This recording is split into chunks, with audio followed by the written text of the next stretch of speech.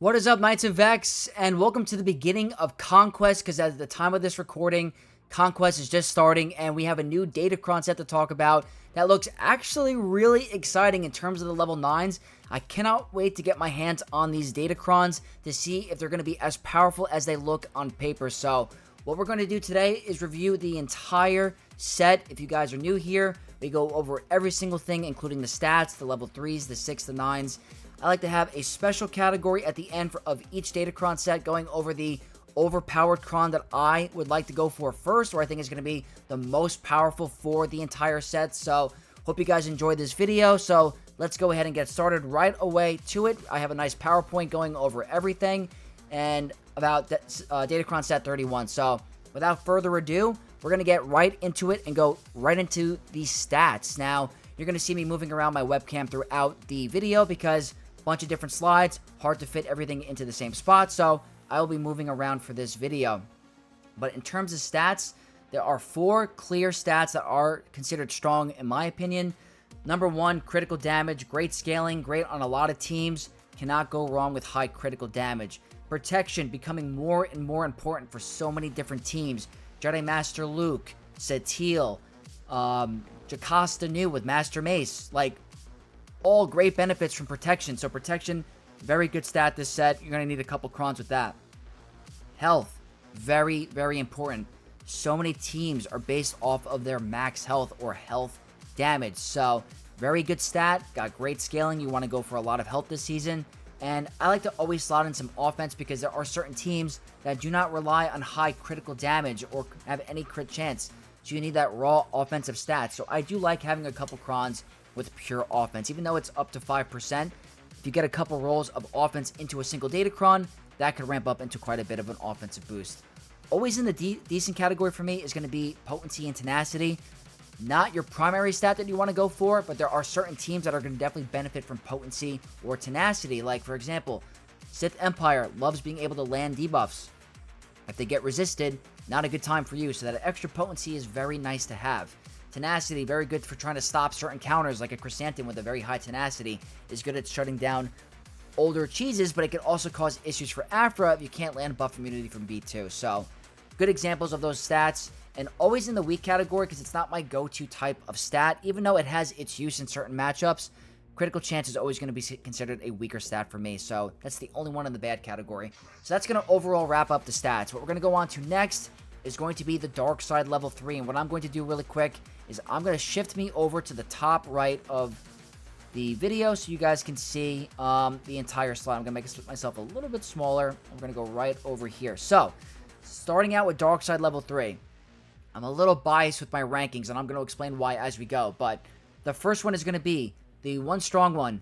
Whenever dark side allies gain a buff, they recover 2% health and protection. So, me personally, if you guys haven't been following my channel for, a while or you're new here, I like banners, and banners comes from finishing the battle with higher health and protection.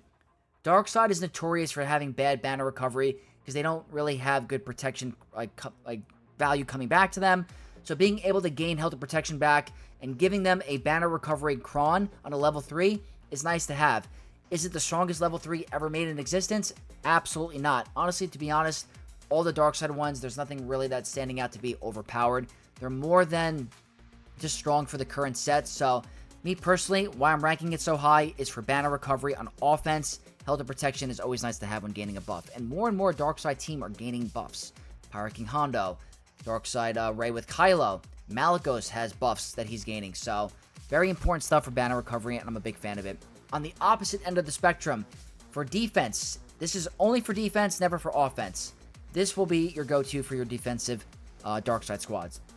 The first time each Darkseid ally is defeated, remaining Darkseid allies gain 15% offense and 20 speed, stacking for the rest of the encounter. So it's a little bit of a steroid boost when your characters go down. You do not want that to happen on offense. That means that you're going for bad efficiency. You don't want that.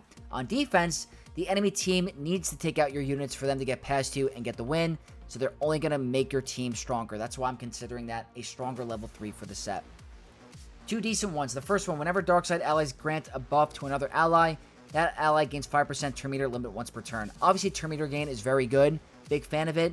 It's limited to once per turn per ally, so it's not like they're going to be able to do it multiple times. It is technically only 5% turn meter.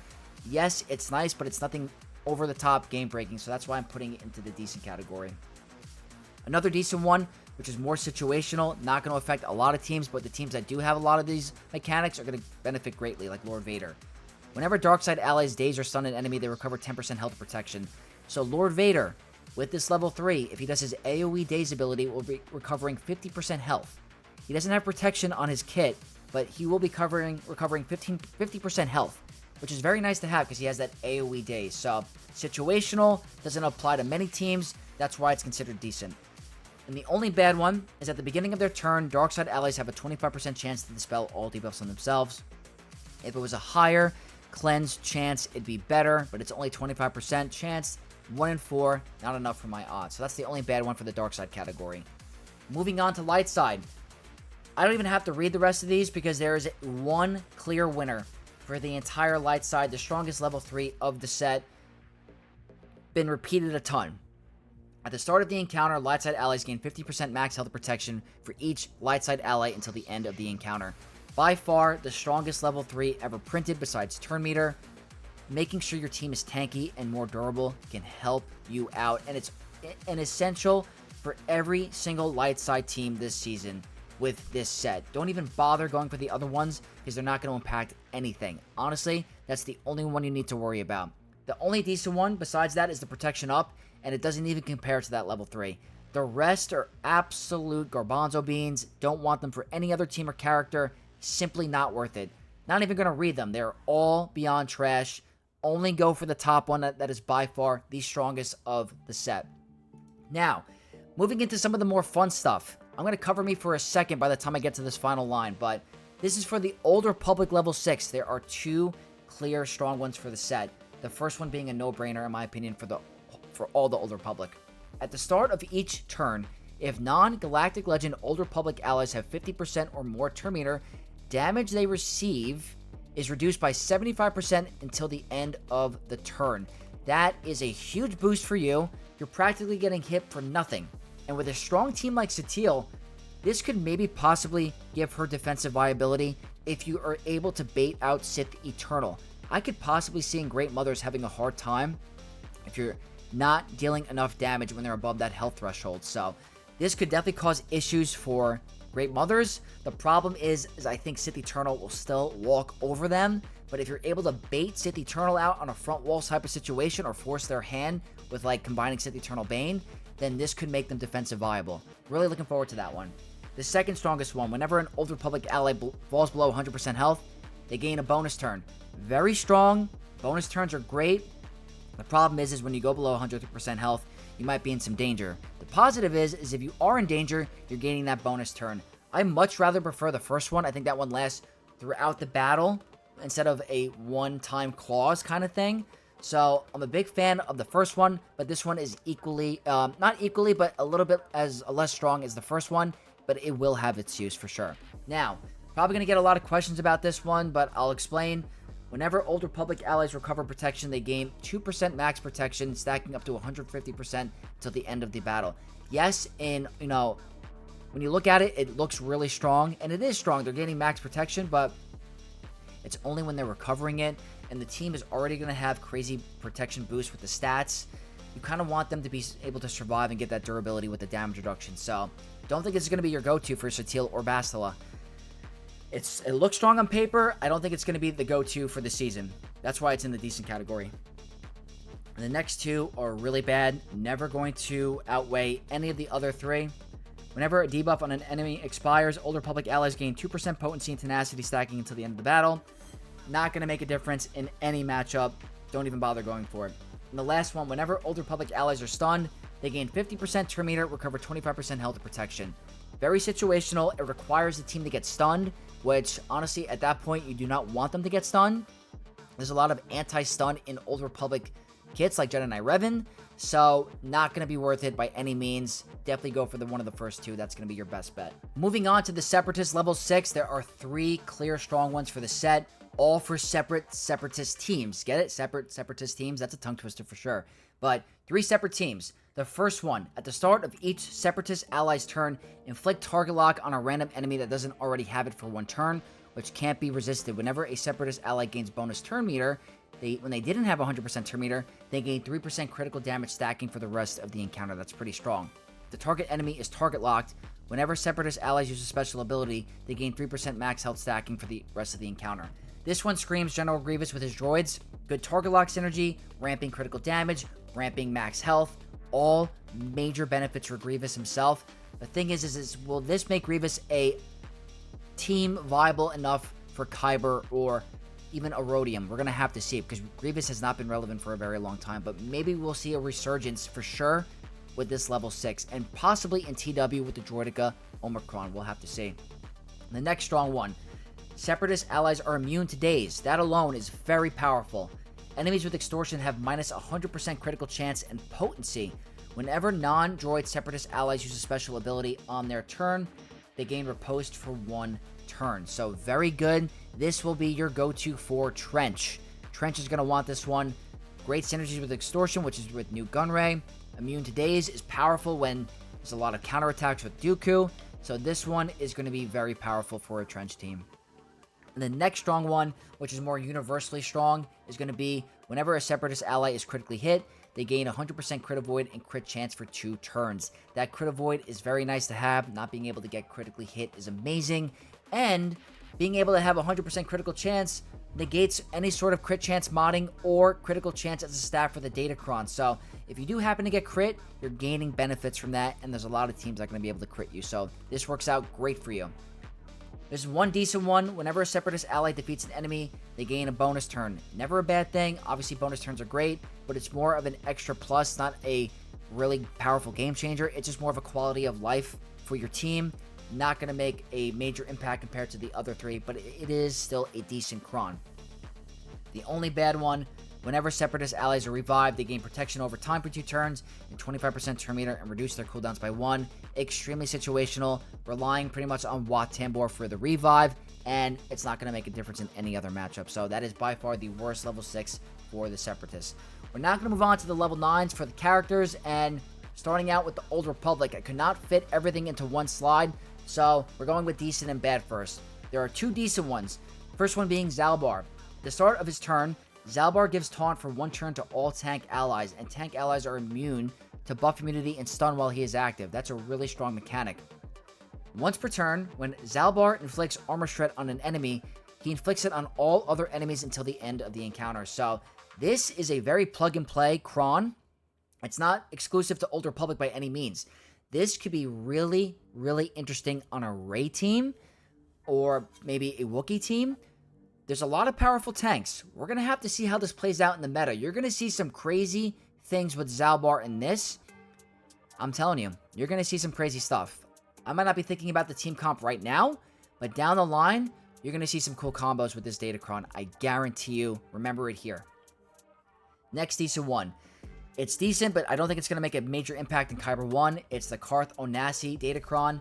Carth Onasi gains or has 100% max health protection and potency, and he gains 15% turn meter whenever another character ends their turn. Whenever he uses his basic ability, he attacks 2 more times.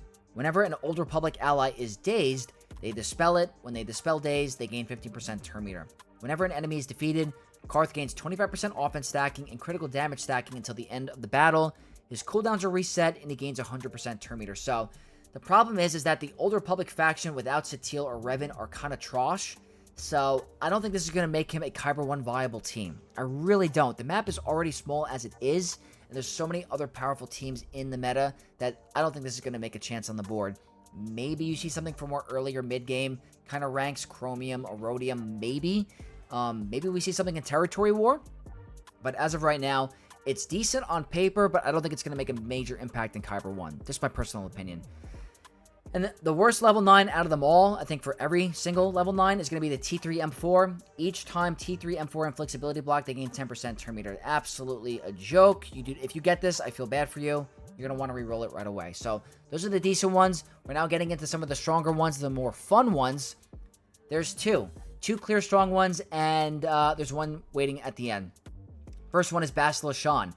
At the start of battle, Old Republic allies gain 50% turn meter and protection up 200%. Can't be dispelled. And Old Republic tanks allies taunt for 1 turn. While Old Republic allies have protection up, They have 150% tenacity.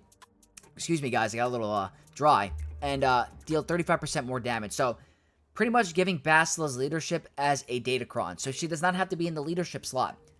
I personally think this is going to be stronger than the Satil one. I really do. But I still recommend getting at least one of each to try. But that is very powerful. Lots of turn meter. The tanks are taunting. Protection up. Has mad tenacity. And 35% more damage. That's a huge boost. I'm a big fan of that as a level 9, and I think it's going to be your go-to. The second best one, finally, Satil is getting a Datacron. It's not an FDC, but it is a Datacron. And it is a very wordy one, but that doesn't mean it's naturally the best one. If all allies are Old Republic, then the following will be active. The first time Satil Shan loses all protection, she recovers 100% protection. At the start of battle, Satil taunts for 2 turns. While Satil is taunting, Old Republic Jedi allies are immune to turn meter removal. That's pretty good. Whenever Satil attacks an enemy with protection, she removes 2% max protection, stacking max for 20%. And all Old Republic allies gain 5% max protection, 50% max until the end of the battle. Whenever marked is dispelled or removed from an enemy, the next use of a basic ability from an Old Republic Jedi ally will inflict marked on target enemy for 2 turns, which can't be dispelled or evaded. It's very powerful. It's extremely strong. It's a lot of words, but I still think the Basila one is stronger. Now, I could be wrong. We're going to have to test it in the battlefield. I will personally be testing this week once I get access to both of these, but what I'm going to recommend for you guys is get both.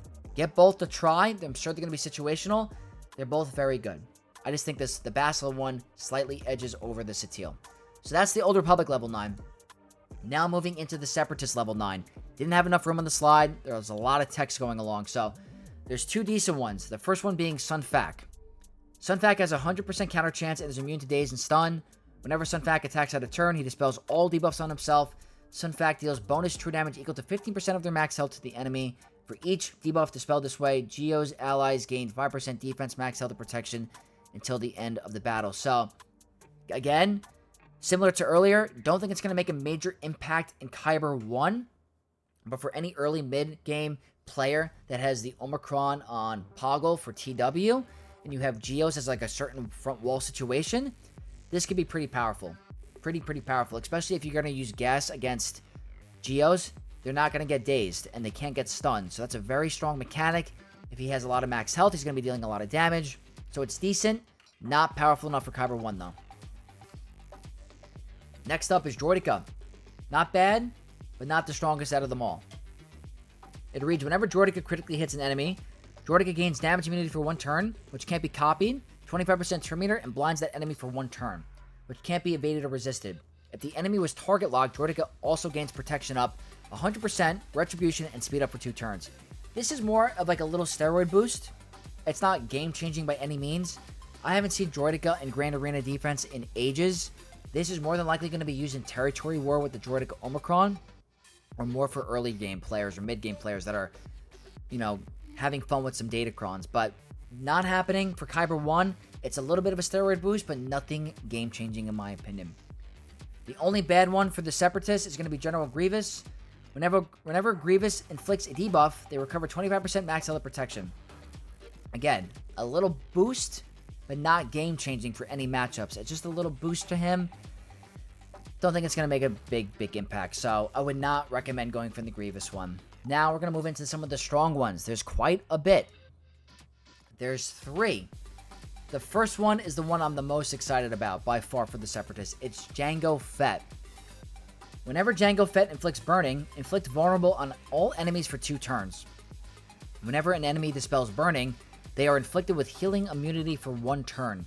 If Jango Fett is the ally in the leader slot, complete payout for all bounty hunter allies at the start of each encounter, and all bounty hunter allies gain 300% defense. That is insanely strong.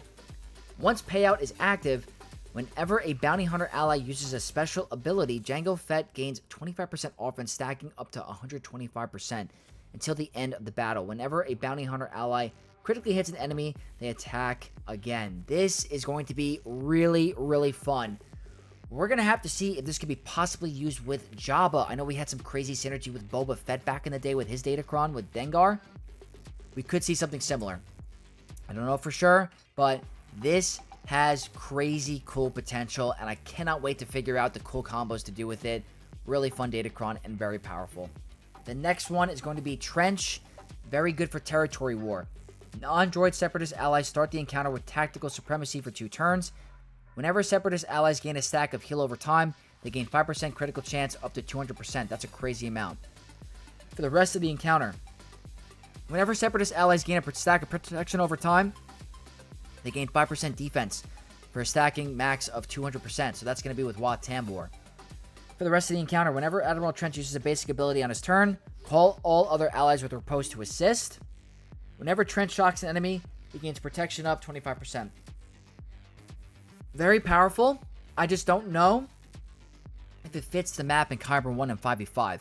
You're probably going to be able to take out Rays in Territory War with this Datacron a lot easier than normal. So, if you have the Omicrons on him, and you're worried about Trench being on the bench, he's probably coming off the bench this Datacron meta, so get ready to use him. And the last really strong one is Asajj Ventress, and it's going to have some use in some teams. This particular Cron that we see is always extremely powerful. This is what made Darkside Raid bananas. Whenever an enemy takes a turn, Asajj Ventress takes a bonus turn. During this bonus turn, Asajj Ventress deals 100% more damage. This bonus turn can't trigger this effect on enemies. So, Night Sisters got nerfed, but I'm thinking we can use this with Ufus. With like a Seer Malicos combination, because this could be pretty strong. Very, very strong. Especially when Malicos is constantly assisting. That could be a lot of Malicos assists. So I think that this is going to be paired with Ufus, and I cannot wait to try it out. I would definitely recommend getting an Asajj Ventress level 9 and stacking some damage stats on her with modding. So very fun level 9s for the Separatists. We are wrapping up for the video. We have one more slide and then an infographic of my recommendations for you guys to go for. You will find that in my Discord, by the way. I'll remind you guys once we get to that slide. But final slide for the review. The OP category. What Cron did I miss that's going to be absolutely bananas this season? And I recommend for all of you guys to go for to be a major PETA for your opponents. And that one is going to be the 50R-T, the Shorty level 9. Very bananas broken. 50R-T deals 25% more damage per relic amplifier level on all allies. You guys thought this was overpowered with Scavenger Ray, who had single target damage. 50R-T has a very powerful AoE hit that will absolutely melt entire teams with this level 9. So I'm personally thinking Ray will be the home for this. It is so disgusting strong. It's going to be the same situation with Vayne, where with the Vayne Cron, if you didn't control Vayne, you're going to lose. If you don't control Shorty, you're going to lose. So you might have to use a stronger Cron against Ray or a stronger team against Ray this season if you see Shorty with Ray.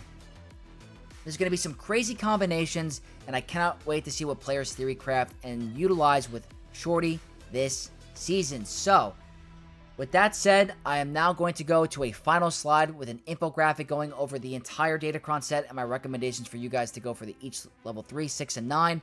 This will be available in my Discord in the Datacron infographic section. Highly recommend you guys join and check it out. We're almost at 2,000 members in my Discord, so that would be awesome. But here we go. I'm going to hide myself for a second, and I'm going to move myself over here because this is what it's going to look like. And there's the screenshot. Datacron Set 31 review with all my recommended characters and the order in which to go for. I think this is going to be your best bet. There's no focus Datacrons this season, so I put NA. Put the best level 3s and 6s on the bottom right. So, again, if you guys want to find this is in my Discord. That link will be in the description down below if you guys want to come and join. But there it is. Datacron Set 31 review. I hope you guys enjoyed this one. If you did, don't forget to leave a like, comment down below, and most importantly, subscribing to the channel because we want to get to 20,000 subs by the end of the year. It's a little pushing it. It's kind of hard, but that'd be pretty cool to do. So, thank you guys again. Hope you guys enjoyed. May the force be with you all, and I'll catch you guys in the next one. Peace out.